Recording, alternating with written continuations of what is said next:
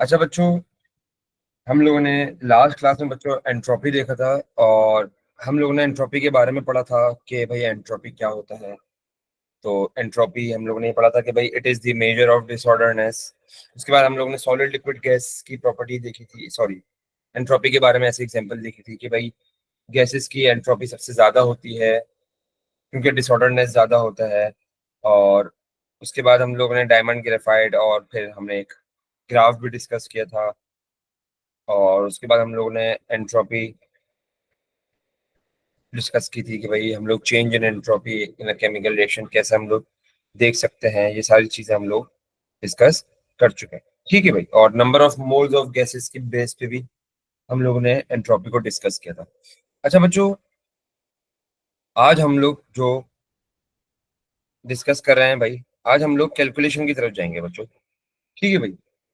तो थोड़ी सी मैथमेटिक्स हम लोगों को करनी होगी बच्चों। कैलकुलेटर्स अपने पास रखिएगा।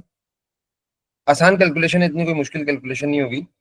तो आज की जो हेडिंग है बच्चों वो है कैलकुलेट दी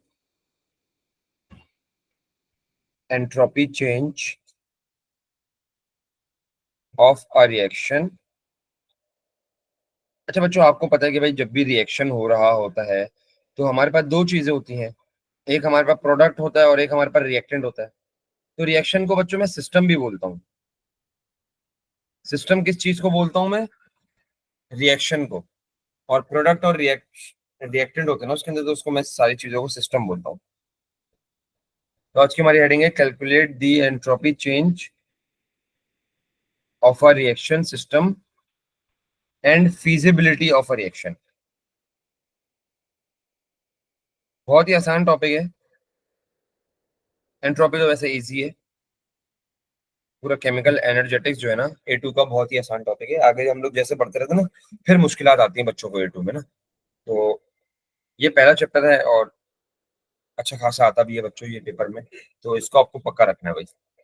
तो सबसे पहले एक नोट लिखवा देता हूँ मैं आपको कि for a chemical reaction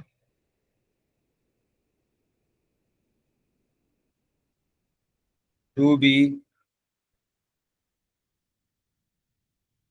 feasible, total entropy बच्चों, एंट्रोपी एस से डिनोट की जाती है। हम लोग ने, याद है आपको सिंबल बताया था मैंने कि एस होता है। और डेल्टा का मतलब चेंज, और ये नॉट का मतलब तो स्टैंडर्ड।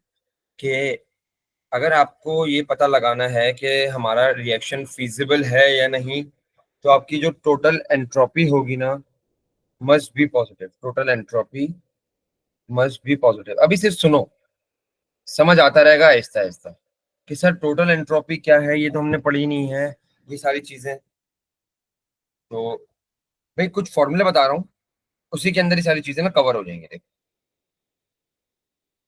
बच्चों, क्या तुम लोगों ने, अच्छा सबसे पहले मैं टोटल एंट्रोपी का बता देता हूँ। टोटल एंट्रोपी का बच्चों ये फॉर्मूला होता है हमारा, डेल्टा एस टोटल हमारे पास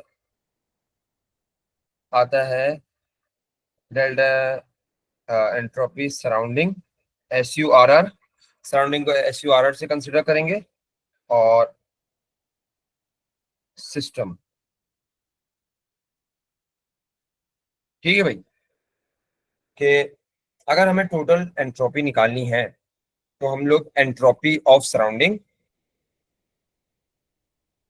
और एंट्रोपिक चेंज ऑफ सिस्टम को क्या कर देंगे, ऐड कर देंगे। बच्चों, हम लोगों ने सिस्टम तो पढ़ा था ना कि भाई हमारे पास जो एंट्रोपी चेंज ऑफ सिस्टम होता है, तो उसके लिए हम लोग क्या करते हैं भाई, उसके लिए हम लोग एक फॉर्मूला यूज करते थे, जैसे कि इंथैल्पी चेंज हम लोग निकालते थे किसी केमिकल रिएक्शन की। तो इंथैल्पी चेंज जब भी हम लोग निकालते थे केमिकल रिएक्शन की, तो हम लोग क्या,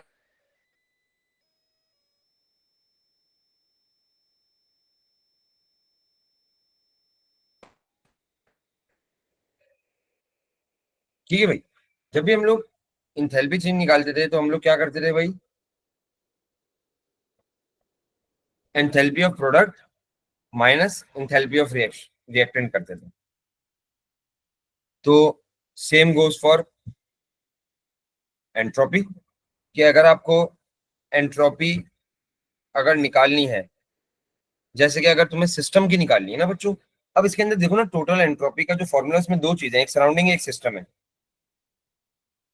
तो अगर आपको सिस्टम की निकालनी है तो सिस्टम का तो मैं फॉर्मूला बता देता हूँ। सिस्टम का निकालने का अलग फॉर्मूला है, सराउंडिंग निकालने का अलग फॉर्मूला है, और फिर इन दोनों को ऐड करोगे, और जो तुम्हारी डेल्टा एस नॉट अगर तुम्हारे पास वो आती है पॉजिटिव, तो तुम्हारा रिएक्शन फीजिबल होगा, अगर नेगेटिव आती है तो नॉट फीजिबल होगा। ठीक है, तो ये हमारे पास क्या आ गई है भाई, entropy of system. Entropy of system जब भी निकालना है तो आप कैसे निकालोगे, summation of entropy of product minus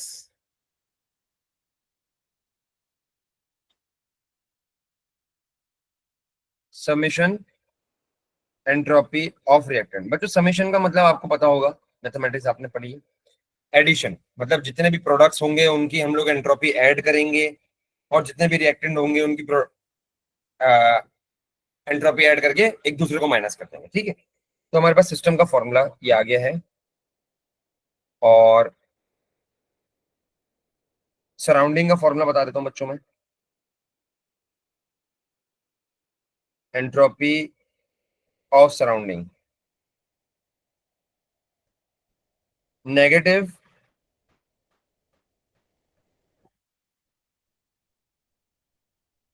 हाँ भाई, डेल्टा एच किसका साइन होता है बच्चों, एंथैल्पी चेंज का। तो मैंने यहाँ पर एंथैल्पी चेंज के साथ क्या लगाया हुआ है, negative. Negative enthalpy change of a reaction over temperature. अच्छा बच्चों, याद रखो, एंथैल्पी चेंज हमारे पास दो तरह की होती है ना रिएक्शन की, या तो एंडो होगी या तो एक्सो होगी बच्चों। और टेम्परेचर इसके अंदर बच्चों हम लोग क्या लेंगे, केल्विन के अंदर लेंगे। अभी आगे हम लोग सवाल करेंगे ना, तो अगर उसके अंदर आपको डिग्री में दिया हुआ हो तो आप केल्विन में कन्वर्ट करोगे, ये भूलना नहीं है। ठीक है, हमेशा टेम्परेचर यहाँ पर आप किस में लोगे, केल्विन में। तो अगर इसका मैं शॉर्ट फॉर्मूला बनाऊं तो ये कुछ ऐसा बन जाएगा, delta negative delta H over T. Surrounding का क्या टेम्परेचर है, सॉरी, सराउंडिंग का हमारे पास क्या फॉर्मूला है, negative delta H over T. ठीक है भाई बच्चों, अब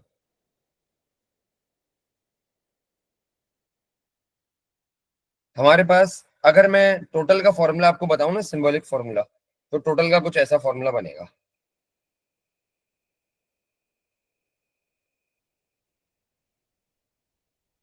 टोटल क्या होता है भाई हमारे पास, सराउंडिंग, तो सराउंडिंग, सॉरी,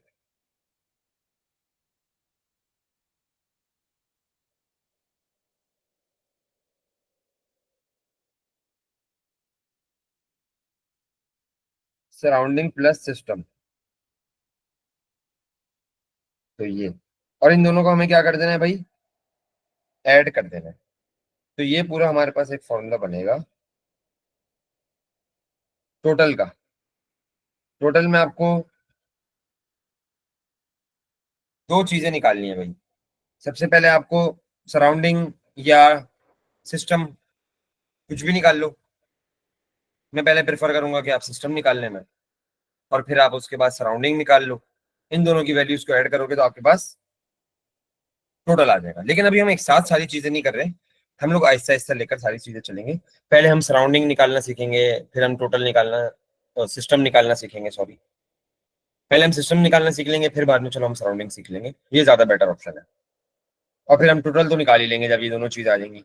अच्छा, अब इसके बाद बच्चा सवाल करता है, सर आपने बताया तो कि हम लोग ये सारी चीजें कर क्यों रहे हैं। मैंने कहा भाई हम लोग ये पता है क्यों कर रहे हैं, हम लोग ये चीज देखने के लिए कर रहे हैं कि क्या हमारे पास जो रिएक्शन होगा वो स्पॉन्टेनियस या फीजिबल होगा। सर इसका मतलब क्या है, देखो, सबसे पहले मैं डेफिनेशन लिखा दूं, फिर इसको हम लोग डिस्कस करते हैं। स्पॉन्टेनियस या फीजिबल, बच्चों बात एक ही है। मैं अगर स्पॉन्टेनियस बोलूं तो बात एक ही है, फीजिबल बोलूं तो बात एक ही है। अच्छा भाई, इसकी डेफिनेशन लिख लेते हैं कि a reaction that can happen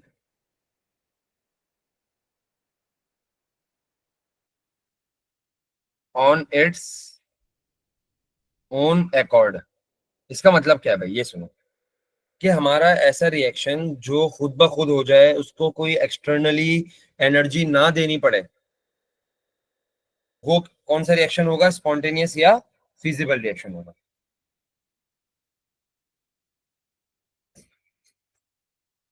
ठीक है भाई बच्चों, मैं रिपीट करता हूं, मैंने क्या बोला कि ऐसा कोई रिएक्शन जिसको, जो मतलब खुद ही हो जाए, उसको एक्सटर्नली हम लोग कोई एनर्जी ना दें, तो हमारा क्या कहलाता है? स्पॉन्टेनियस या फिजिबल रिएक्शन कहलाता है। और अगर बच्चों स्पॉन्टेनियस या फिजिबल रिएक्शन होगा, तो उसकी जो टोटल एंट्रोपी है वो क्या होनी चाहिए? पॉजिटिव होनी चाहिए। और बच्चों पॉजिटिव किससे ग्रेटर होती है? जीरो से ग्रेटर होती है ना। पॉजिटिव वैल्यू कब स्टार्ट होती है? जीरो से, जब हम लोग आगे जाते हैं। तो याद रखो, स्पॉन्टेनियस या फिजिबल रिएक्शन कब होगा? जब हमारी जो टोटल एंट्रोपी है वो पॉजिटिव होनी चाहिए, या जीरो से बड़ी होनी चाहिए। इसमें पॉजिटिव भी लिख देते हैं, चलो पॉजिटिव। अच्छा भाई, कुछ एग्जांपल तो दें सर इसकी, कौन सा है भाई स्पॉन्टेनियस होता है या नहीं, ये सब। चलो मैं बता देता हूँ। जैसे कि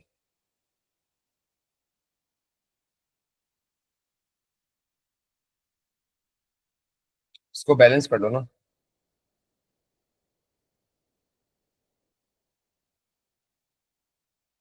liquid, gas, gas and gas.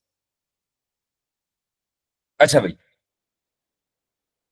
बच्चों, ये रिएक्शन है, reaction of methane with oxygen. ठीक है भाई, reaction of methane with oxygen है बच्चों ये। अब ये देखो बच्चों, आप लोगों ने कितने केसेस सुने होंगे, न्यूज पे आते रहते हैं कि भाई अ, घरों में धमाके हो गए। अब भाई कभी ऐसे केस भी सुने आपने कि लोग गए हुए हैं और गैस का जो स्टोव होता है, चूल्हा जला के छोड़ के चले गए, वापस आए तो घर में आग लगी, या घर में धमाका हो गया था एकदम। भाई अब जब घर वाले गए हुए हैं, तो क्या किसी ने आके माचिस लगाई? या किसी को पता है कि भाई अंदर चूल्हा जल रहा है तो मैं माचिस लगा दूंगा और क्या नाम है कि एकदम से ब्लास्ट हो जाएगा? नहीं भाई, हो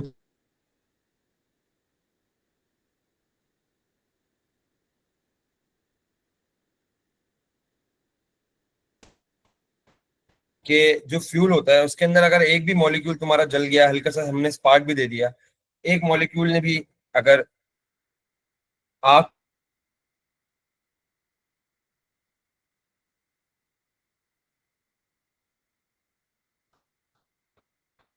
लेकिन क्या है भाई, फ्यूल के अंदर हम लोग एक्टिवेशन एनर्जी दे रहे हैं, जो स्पार्क है ना, वो हमारी एक्टिवेशन एनर्जी है। लेकिन जैसे कि घरों के जो केसेस आते हैं, क्या उसके अंदर कोई जाके एक्टिवेशन एनर्जी देता है बंदा? नहीं ना भाई। तो उसमें होता क्या है कि सपोज करो तुम्हारे पास ये एक बॉक्स है भाई,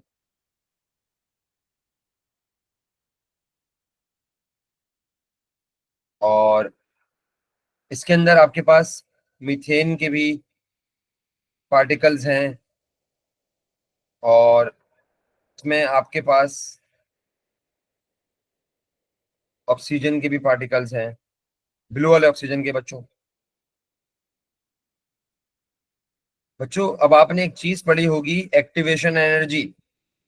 ये आपने जब केमिकल क्या नाम है, ये आपने उसमें पढ़ा होगा,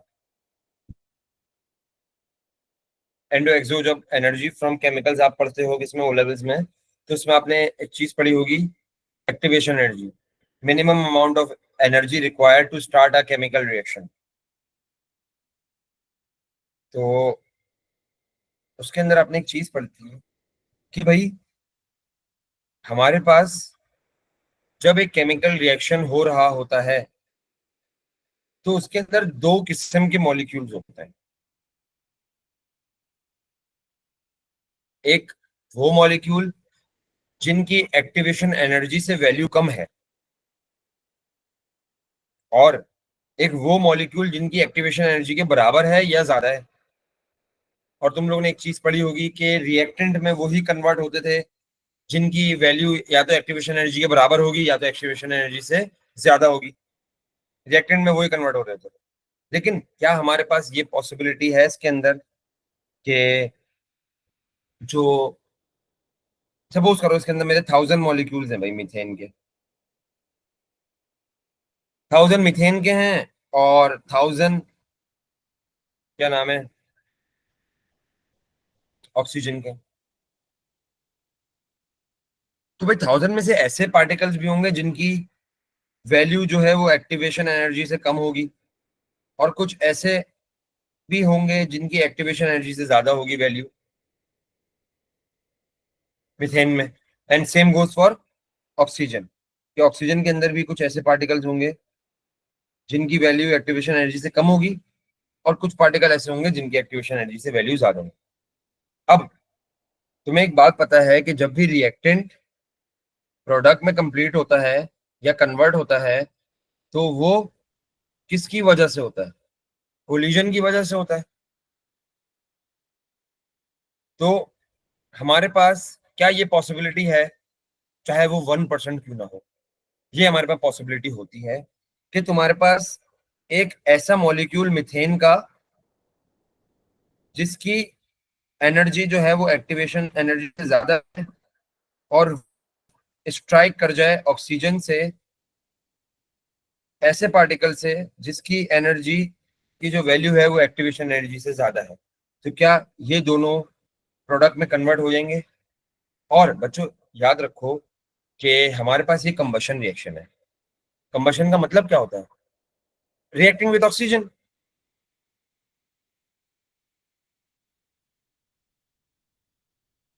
ठीक है भाई, रिएक्टिंग विद ऑक्सीजन, ऑक्सीजन के साथ रिएक्ट करवा देना। तो कंबशन रिएक्शन में होता क्या है पता है? जब ये दोनों चीजें रिएक्ट करें तो तुम्हारे पास ये एक्सोथर्मिक होगा, एनर्जी रिलीज हो रही है। और जब एनर्जी रिलीज हो रही होगी तो मुझे एक बात बताओ कि ये सिस्टम के अंदर होना है, समझो ये सिस्टम है। तो तुम्हारे पास जो मीथेन और ऑक्सीजन है, वो क्या तुम्हारे एनर्जी बाहर नहीं भेजेंगे? ठीक है भाई, वो बाहर भेजेंगे। तो जब वो बाहर भेजेंगे तो क्या तुम्हारे पास ये पॉसिबिलिटी है कि जो बाकी सारे ऑक्सीजन और मीथेन के पार्टिकल्स हैं ये एनर्जी गेन करें और इनकी एनर्जी बढ़ जाए एक्टिवेशन एनर्जी से? और जब इनकी एनर्जी बढ़ जाएगी एक्टिवेशन एनर्जी से, तो ये ऑटोमेटिकली आपस में रिएक्ट करने लग जाएंगे। तो ऐसे तुम्हारे पास क्या हो जाएगा भाई? बर्निंग ऑफ मीथेन हो जाएगा। तो ये स्पॉन्टेनियस रिएक्शन है, इसमें हम लोगों ने कोई एनर्जी नहीं दी। ठीक है भाई, बाहर से हमने कोई एनर्जी नहीं दी। हाँ, लाइटर माचिस वाली एक केस अलग है कि सर हम उसको इग्नाइट कर दें, वो एक केस अलग है। लेकिन फिलहाल हम लोगों ने यहाँ पर इसको कोई एनर्जी नहीं दी। तो क्या लिख देंगे भाई हम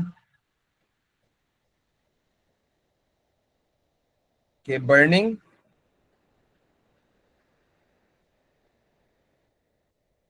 ऑफ फ्लेम इज अ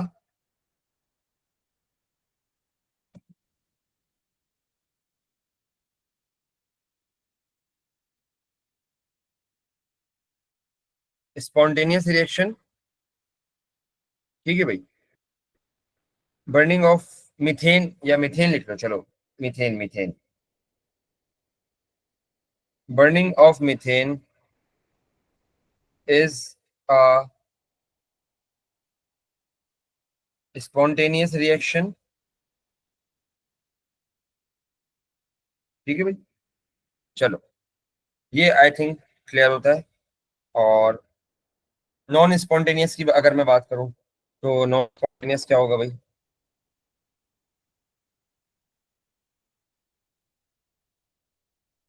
हमारे पास नॉन स्पॉन्टेनियस वो होगा कि a reaction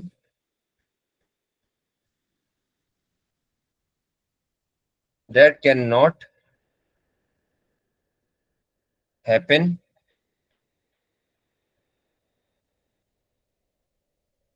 on their own accord। ठीक है भाई।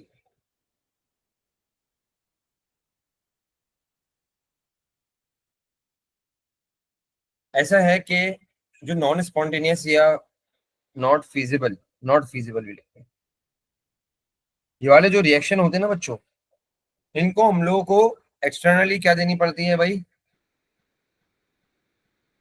एनर्जी देनी पड़ती है। अपनी तरफ से नहीं होंगे ये। तो इनको हम क्या कहते हैं भाई? नॉन स्पॉन्टेनियस या नॉट फीजिबल। ठीक है भाई। अब बच्चों मैं आगे चलता हूँ। ये देखो बच्चों, तुम लोग बचपन से पढ़ते हुए आ रहे हो कि अगर मेरे पास एक बीकर है,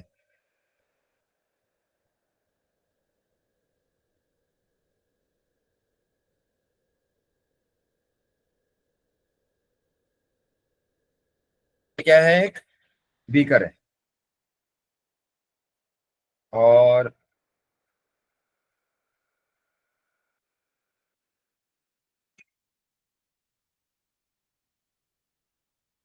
बच्चों बीकर के अंदर हमारे पास अगर हम कोई रिएक्शन करवाते हैं तो हमारे पास रिएक्शन होता है और उसमें दो चीजें होती हैं, रिएक्टेंट प्लस प्रोडक्ट।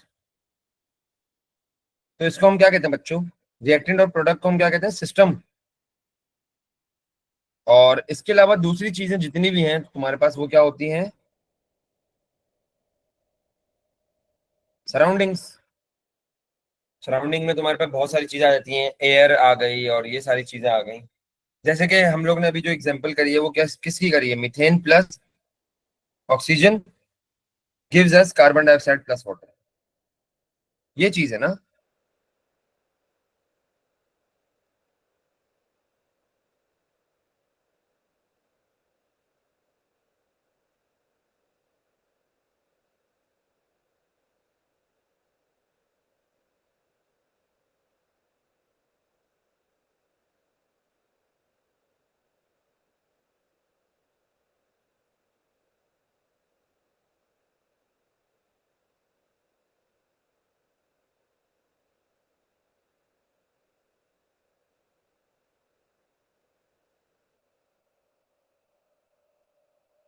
अच्छा भाई, इसमें हम लोग ने क्या देखा कि जो मीथेन और ऑक्सीजन है ना, और कार्बन डाइऑक्साइड और वाटर जो है बच्चों हमारा, वो क्या है भाई? वो हमारे सिस्टम है। क्योंकि रिएक्टेंट और प्रोडक्ट है इन दोनों, तो ये हमारा क्या है भाई? सिस्टम है। इसके अलावा ऑक्सीजन कहाँ से मिली तुम्हें? एयर से मिली। अब एयर के अंदर तो तुम्हारे पास बहुत सारी चीजें होती हैं, नाइट्रोजन वगैरह बहुत सारी गैसेज होती हैं, तो वो किस में आएंगी? तुम्हारी सराउंडिंग में आएंगी। सिस्टम में वो चीज आएगी जो तुम्हारे पास रिएक्टेंट या प्रोडक्ट साइड पे है, बस। ये बात याद रखो। और ये तो खैर तुम्हें पता भी होगा। ठीक है भाई। अच्छा, जितने भी रिएक्टेंट और प्रोडक्ट है हमारे पास, वो सिस्टम होगा। Else is surrounding. अब सराउंडिंग तुम हाइपोथेटिकली बहुत सारी चीजें सोच सकते हो कि सर क्या हमारे पास यूनिवर्स भी सराउंडिंग है? मैंने कहा भाई, हाइपोथेटिकली या थ्योरेटिकली तुम अगर सोचो तो भाई यूनिवर्स सराउंडिंग तो है। लेकिन फिलहाल हम लोग केमिस्ट्री के जमाने में सराउंडिंग किसको कंसिडर करते हैं? जो हमारे केमिकल रिएक्शन पे अफेक्ट कर रही हो। ठीक है। तो देखो, अगर तुम यूनिवर्स की बात करोगे तो वो हमारे केमिकल रिएक्शन पे अफेक्ट तो नहीं कर रही ना।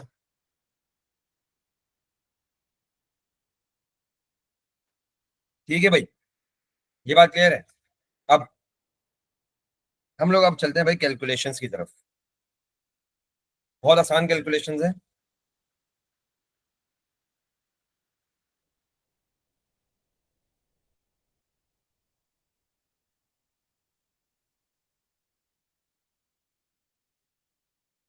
Calculate the entropy change. ठीक है भाई। अब बच्चों सबसे पहले हम लोग कर लेते हैं इसकी, ये इक्वेशन दे रहा हूँ।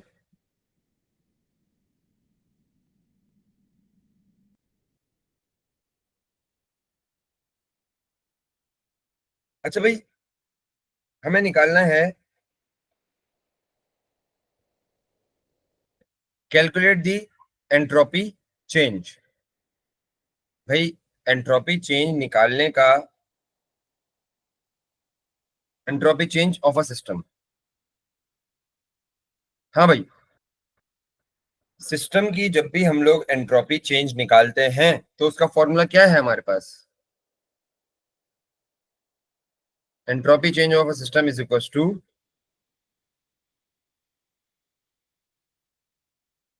Summation of entropy of product plus, sorry, minus summation of entropy of reactant. तो सिंपल ऐसे याद रख लो, entropy of product minus entropy of reactant. तो अब इधर देखो, मैं तुम्हें डेटा दे देता हूँ इधर ना। डेटा मैंने दे दिया भाई तुम्हें, ये एंट्रोपी मैं बता देता हूँ सबकी।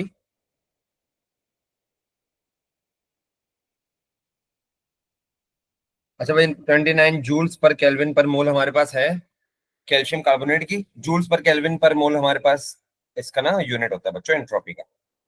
इसके साथ साथ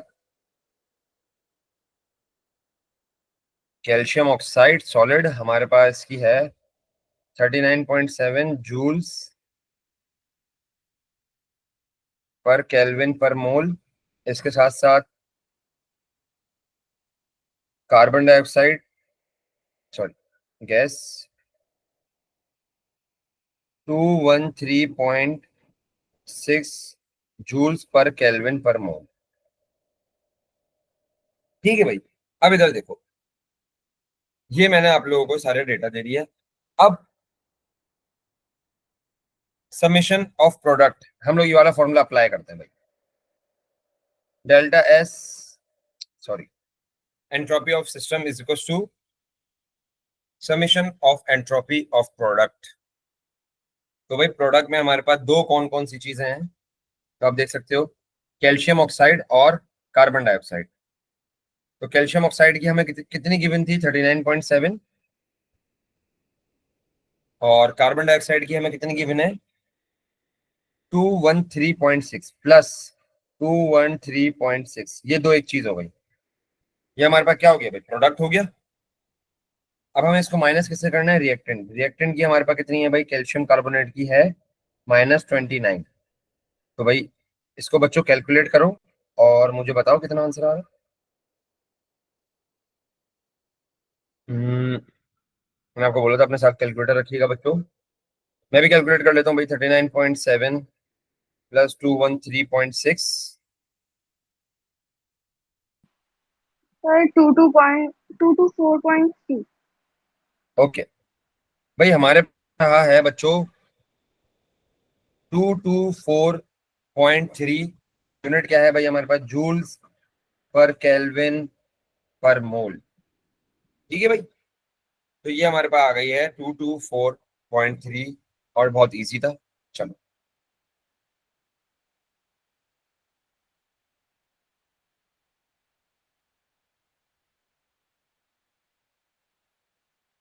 कैलकुलेट। भाई क्वेश्चन नंबर 1 तो हमने कर लिया, अब हम क्वेश्चन नंबर 2 पे आते हैं। कैलकुलेट दी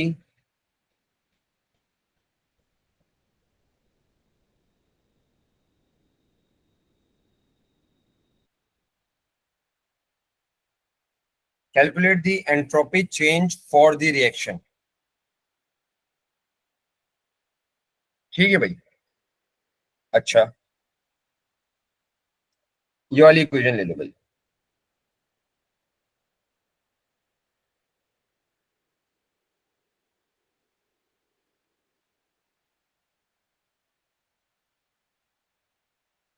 इसमें आपको डेटा दे देता हूं मैं।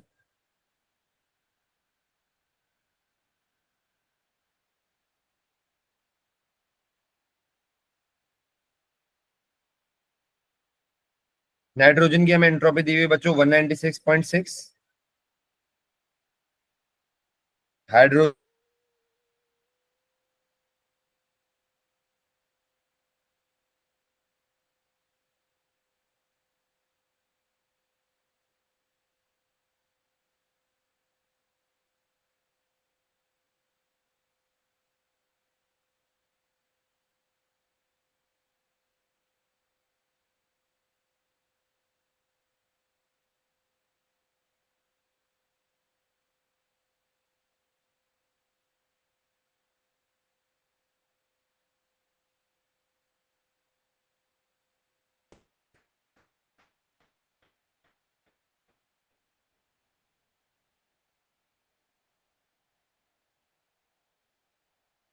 अच्छा भाई बच्चों, ये हमें डेटा गिवन है।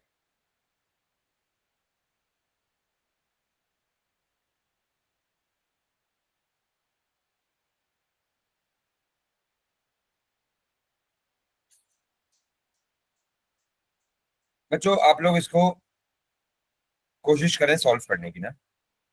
ठीक है, जल्दी जल्दी आप कोशिश करें।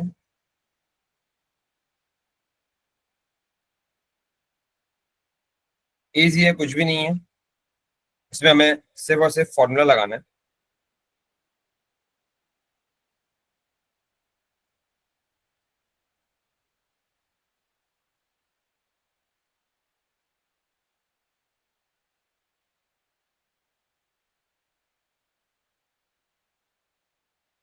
अच्छा भाई ये देखो बच्चों, हमें सिस्टम की निकालनी है ना। तो entropy of system is equal to summation of entropy of product minus summation of entropy of reactants. तो अगर मुझे सिस्टम की,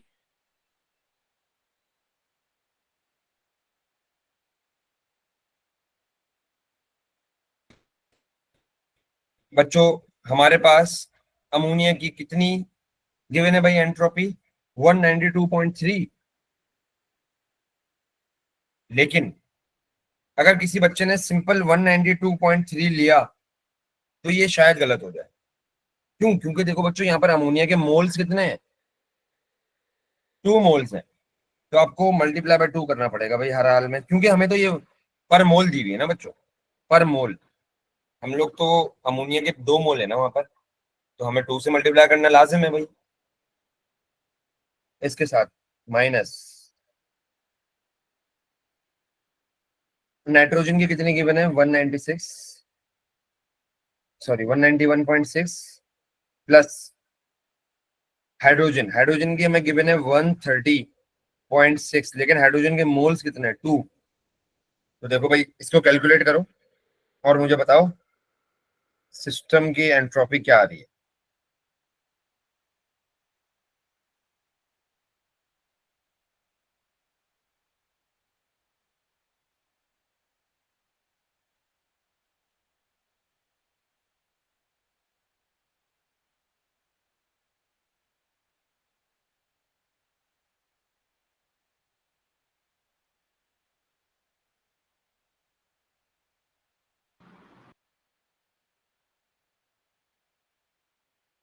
हाँ भाई बच्चों, इसको कैलकुलेट करें और मुझे बताएं।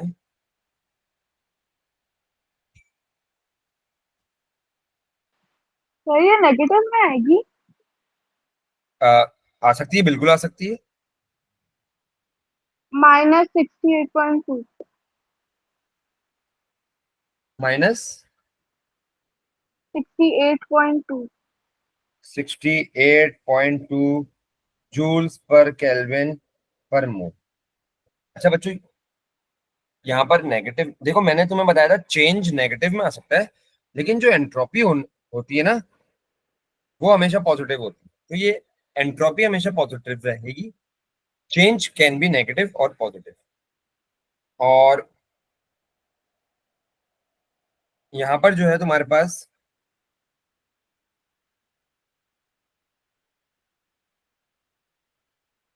जो चेंज है,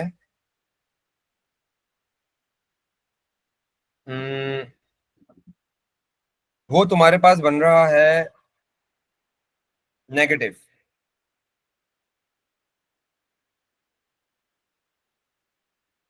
अब इसकी मैं वजह बताता हूँ कि भाई वो नेगेटिव क्यों बन रहा है। नंबर ऑफ मोल्स देखो,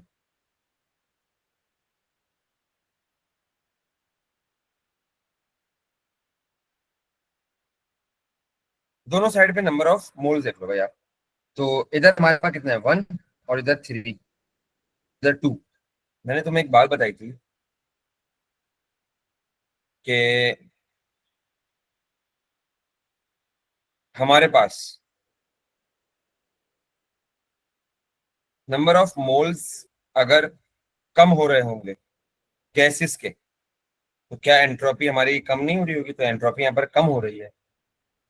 देखो ना, अगर हम लोग अमोनिया की साइड पे जा रहे हैं तो हमारे पास एंट्रोपी क्या हो रही है भाई? कम हो रही है। तो एंट्रोपी कम होने का मतलब है जो हमारा चेंज आएगा वो नेगेटिव आएगा। ठीक है भाई, अब समझ आइए नेगेटिव क्यों आया। जी। अच्छा भाई, अब मजीद आगे चलते हैं भाई। अब ये देखो भाई कि हमारे पास,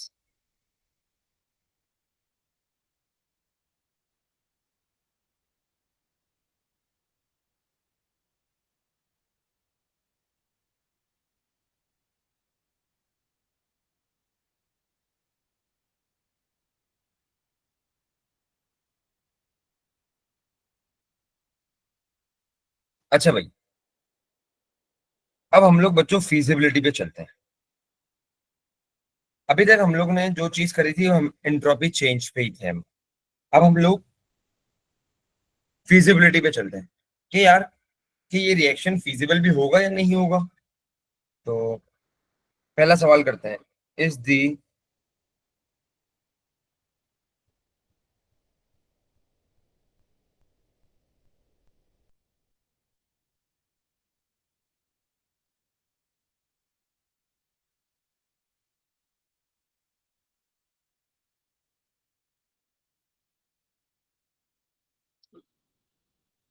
अच्छा भाई बच्चों, हमें पहला सवाल क्या कह रहा है, is the decomposition of calcium carbonate feasible at 300 kelvin.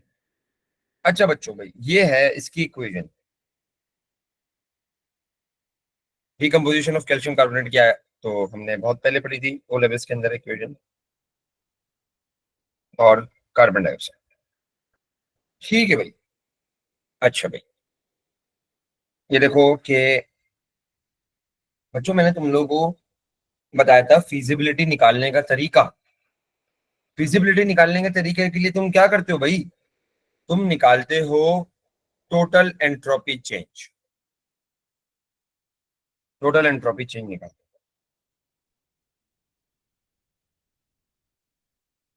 और टोटल एंट्रोपी चेंज तुम कैसे निकालते हो भाई? हाँ भाई, ऊपर फॉर्मूले में देखो ना बच्चों, मैंने जो सबसे पहले फॉर्मूले लिखवाए थे। टोटल के लिए हम लोग किस दो चीजों को ऐड करते हैं? हम लोग ने सराउंडिंग और सिस्टम को ऐड करना है।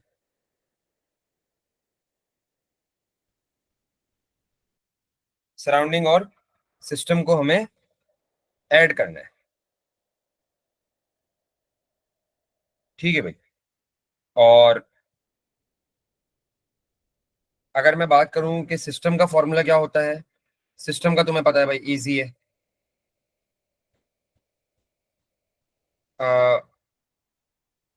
Change of product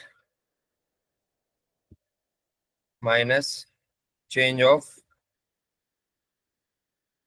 reactant. और सराउंडिंग का क्या होता था? Negative enthalpy change over temperature. ठीक है भाई। अच्छा बच्चों, अब कुछ मैं चीजें बता दूं जो आपको नोट करनी है। सबसे पहले तो आपको क्या निकालना पड़ेगा? सिस्टम निकालना पड़ेगा, सिस्टम के बाद सराउंडिंग निकालना पड़ेगा।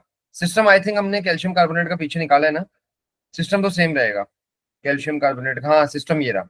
कैल्शियम कार्बोनेट का हमने सिस्टम निकाला हुआ है।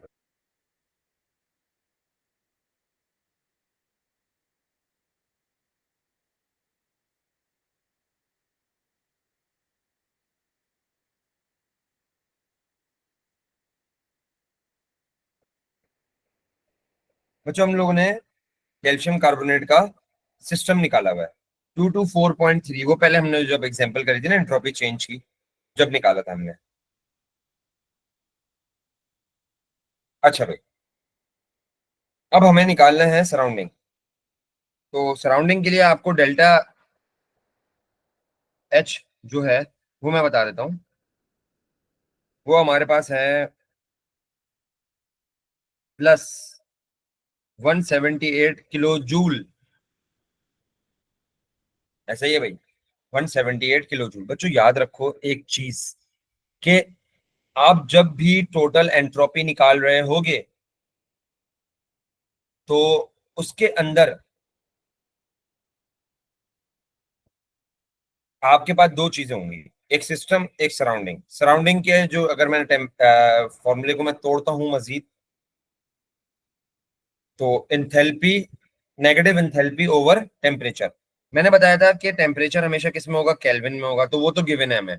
देखो 300 केल्विन,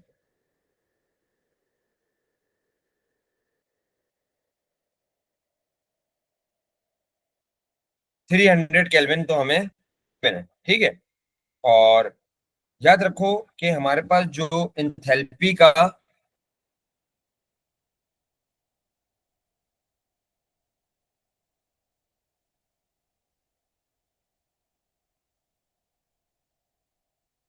हमारे पास बच्चों यूनिट पर मोल, ठीक है भाई। लेकिन आप जब भी सराउंडिंग निकाल रहे होगे तो उसके अंदर आपको इंथैल्पी रखनी पड़ेगी जूल पर मोल पे, ठीक है भाई।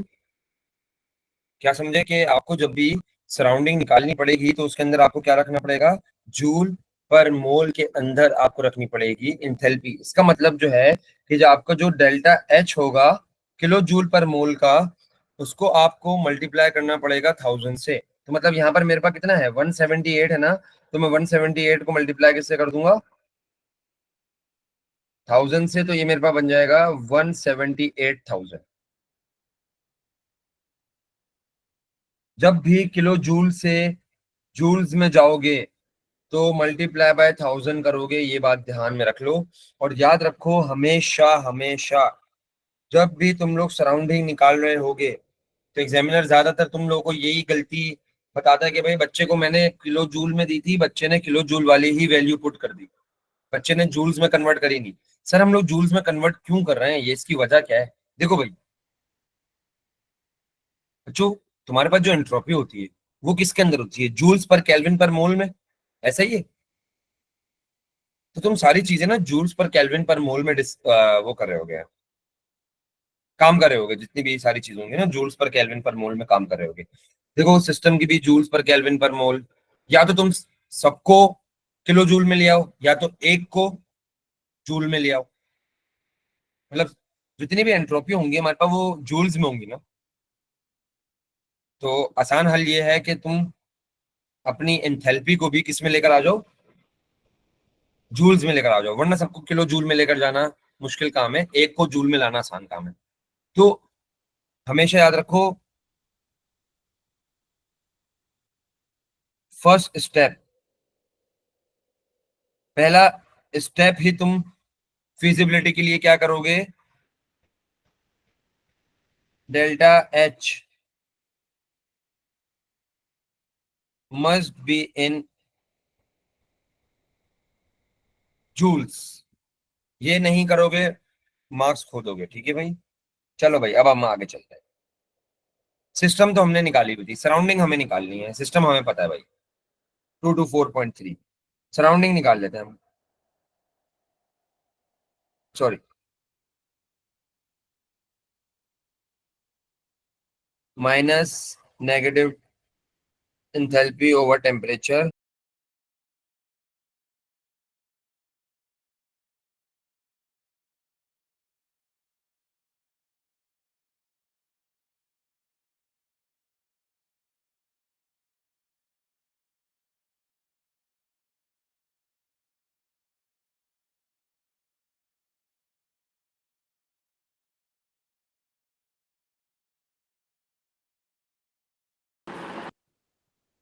अच्छा भाई।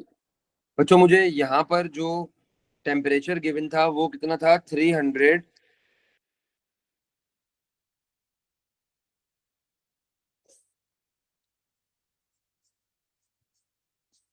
यार एक मिनट रुकना बच्चों।